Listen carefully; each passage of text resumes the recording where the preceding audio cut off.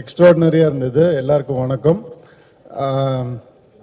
எல்லாரும் கொஞ்சம் மயக்கத்தில் இருக்காங்க. இல்லை சார்,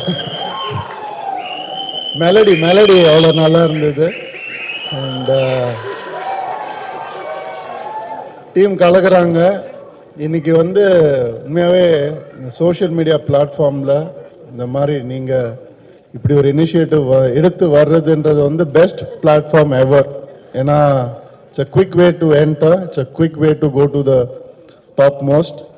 நான் கூட பார்ப்பேன், உங்களை மாதிரி ஸ்டார்ஸ் எல்லாருமே சோஷியல் மீடியாவில் பார்க்கும்போது நம்ம ஃபாலோவர்ஸ் பார்ப்பேன் 1.5 மில்லியன் இருக்கும்.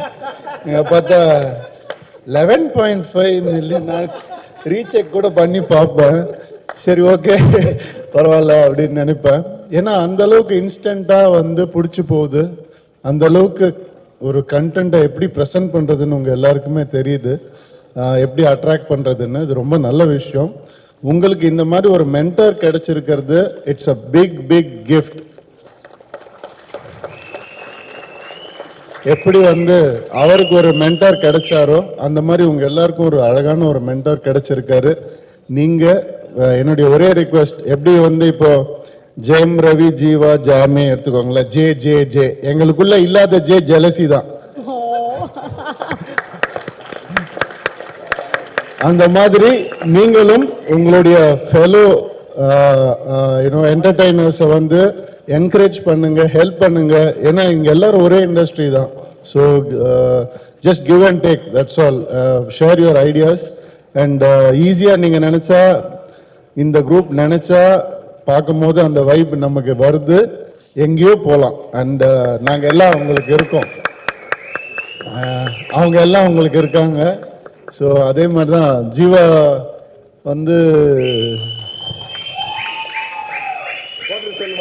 ஜீவாக்கு நீ சொன்னாதான் நல்லா இருக்கும் குவார்டர், நான் சொன்ன. ஜீவாக்கு ஃபேன்ஸும்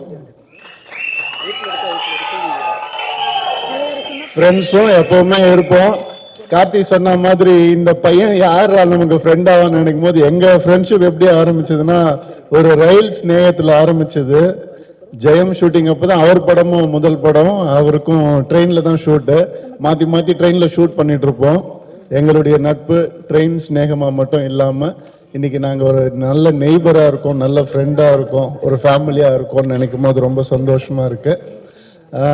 ஜீவா எப்படிப்பட்ட ஆள்னா, திடீர்னு ஒரு நாள் ஃபோன் பண்ணார், மச்சி நான் ஒரு ஃபங்க்ஷன் போக வேண்டியது, என்னால் போக முடியல அப்படின்னு. ஐயோ என்னடாச்சு, அது விட்டுரு, நீ போயிட்டு வரியா அந்த ஃபங்க்ஷனுக்கு அப்படின்னா. நான் கூட காமெடி பண்ணாதரா, என்னடா சொல்றான், சத்தியமா தான் கேட்குறேன் அப்படின்னா. சரி மச்சி நான் போறேன் அப்படின்னு போனேன்.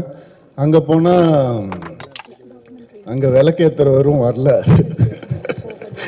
உடனே என்ன கூப்பிட்டு, சார் நீங்க தான் விளக்கும் ஏற்றணும் அப்படின்னாங்க. என்ன 2 வேலை சொல்றீங்க அப்படின்னு சொல்லி, அன்னைக்குதான் நான் உண்மையா நினைச்சேன், இந்த கம்பெனி எப்படியாவது நல்லா வரணும்.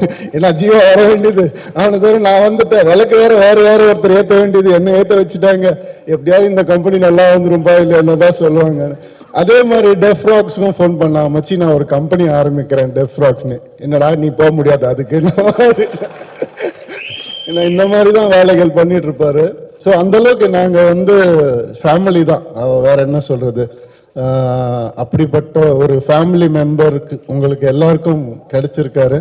ஸோ உங்க எல்லாருக்கும் and it's a beautiful initiative. மனசார பாராட்டுறேன், இந்த மனசார வெற்றி அடையணும்னு வாழ்த்துறேன். நன்றி.